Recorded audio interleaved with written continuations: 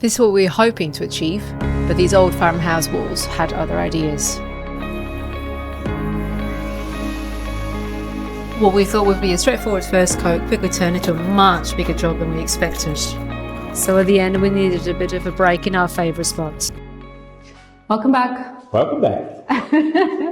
Welcome back to this week's video. This week, we've finally been plastering. Lots of demo, now time to plaster. Yes, lots of demo. Now we are not to the best stage of the build, but we are into the most exciting because we can see the end project can almost see it. Yeah, and just remember guys, we are complete amateurs. So don't take what we're saying as how you should do it, but this is how we're doing it. If it comes out well, that's maybe luck, maybe not. Maybe a bit of luck. We have been studying, we have been looking at how to do it and watching other YouTubers and so on, but we're still amateurs, so we're learning as we go as well. Yes. Right, let's take you through what we've done and why we're doing it.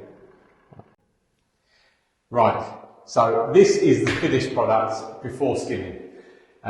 We had old plaster on here. This room was actually tiled, everywhere was tiled. So we flattened it off with RB Cal, which I'll go into more detail later in the video of why we're using RB Cal. But basically this house was sat empty for years. There was lots of what's the word? Humidity coming up through the walls and moisture wicking up through the walls. So we built a French drain around the outside to hopefully solve that issue, but we're also using lime product to help the house breathe. So if it does have some moisture, because there is no damp-proof course in this old house, meaning that there will always be water being sucked up through the walls. The first metre we took all the way off the old plaster and we're putting on lime in order to enable the house to breathe and hopefully stop any future issues with humidity in the walls. So this week we've been flattening all the walls off best we can. This house is not straight, nothing's straight, so we're doing the best we can with it, and hopefully we've done a good job and we are ready now to skim. So we're taking you through what we did this week with the flattening off and filling out any bumps and things like that, and then hopefully next week we're skimming and we can show you the finished result of how it's looking.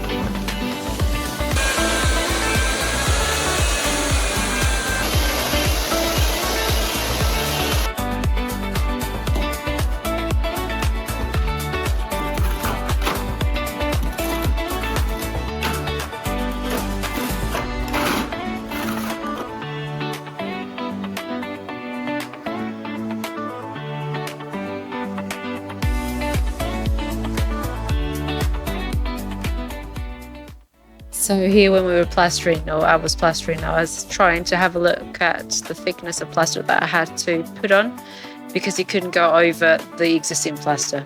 So I was trying to keep whatever plaster I put on the wall, I was trying to keep it within that 2 centimetre range, which is a bit difficult. You can see at the bottom that some of the cables were coming out, but at the end you'll see if you worked out.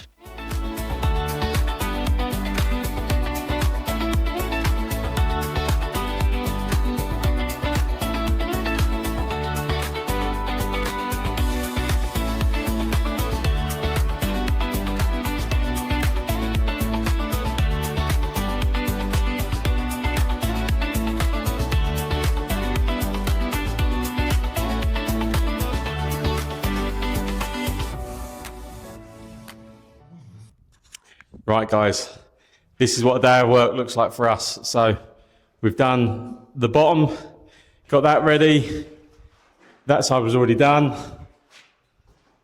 this side is all done here as well, and then we did in here. So we've got all this leveled out, ready to be skimmed, and down here. So it is now 12:30 and we call it a day at 12:30. So we're going to go have some lunch and then we're going to go swimming. But I had some questions for Sarah. So I asked, my wife was a teacher, right, guys? I am a teacher. She is a teacher. She still tutors. If anyone wants biology tutoring, hit us up. But I asked her to leave teaching to come join me because I knew I couldn't do this job on my own. And how did you feel at the time, Sarah? Excited. He hooked me in by saying, you can finally do baking as well.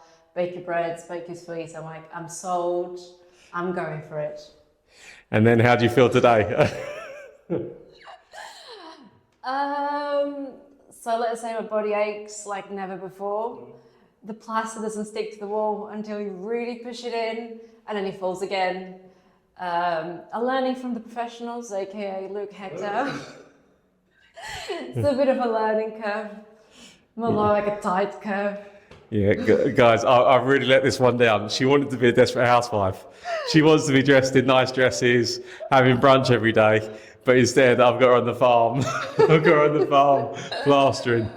Anyway, fortunately, it is now 12:30 and we're calling it a day, and we are going to go off for a swim. Yes. So there's a pool up in the mountains. I said, I'm not on camera at the moment, guys, because I look an absolute state after a day of plastering in 30-degree heat. So, I don't. well, you look better than me. Anyway, right, guys, we'll see you tomorrow.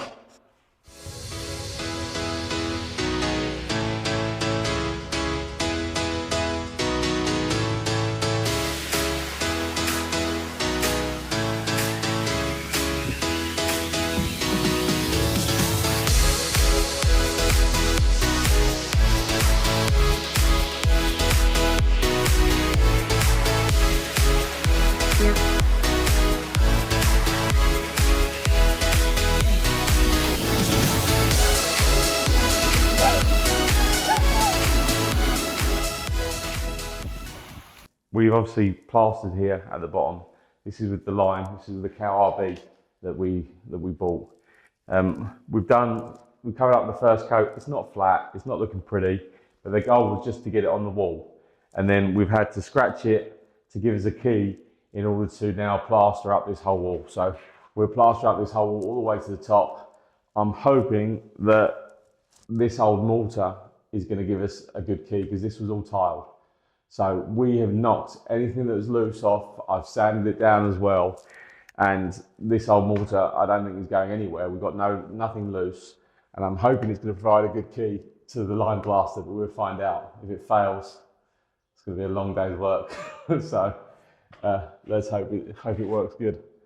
I have bought a primer as well for the skin. So we are going to use a product called AD90. And it's got some sand in it to make it give it a good grip finish.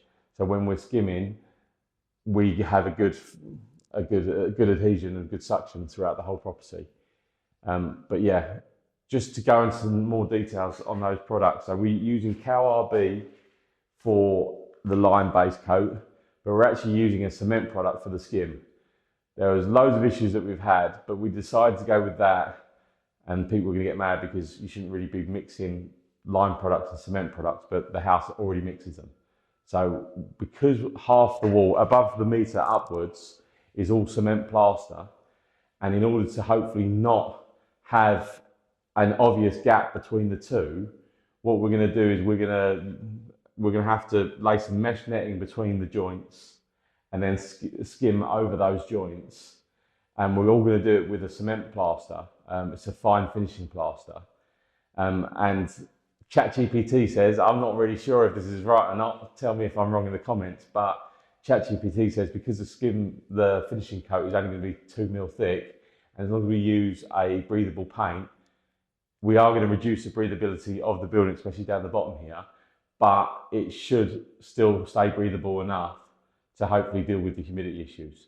Like I said, the main problem being the French drain around the outside, we've got all the water rushing down the hill now and not going into the back of the house. That should stop the biggest issue, which was water retention around the back of the house and then it being wicked up by the house. So hopefully that's the biggest problem solved. But this is what we're doing. It's going to be lime, and then it's going to be it's PKO6 is what we're going to use by Cecil Tech, and that's going to be our finishing skim. So this is what I'm saying. We're going to get everything ready this week. So next week we're skimming, but the skim is literally, it's a finishing plaster. So it's only 1 to 2 mil thick each coat. So 4 mil finish after 2 coats. So yeah, that's what we're doing.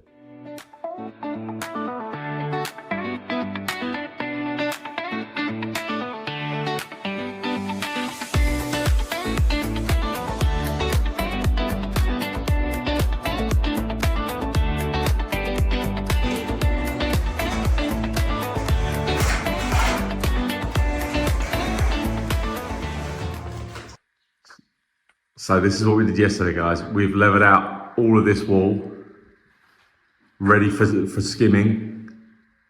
Looks a bit rough at the moment, but hopefully once it's skimmed, it will look good.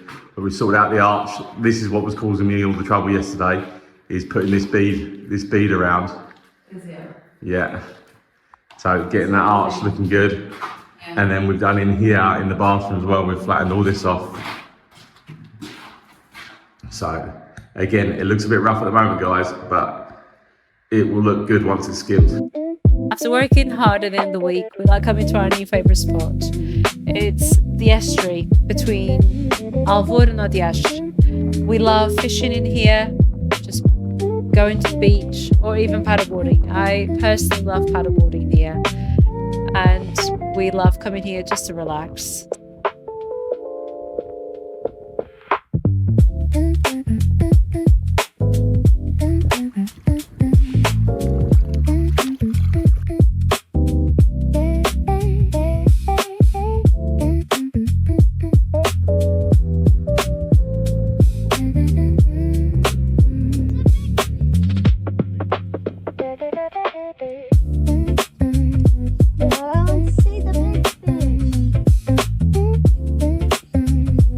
There's something definitely on there.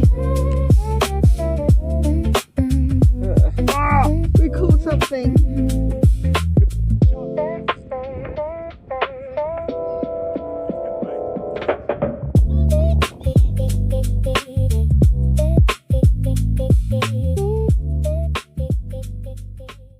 Right, end of another video.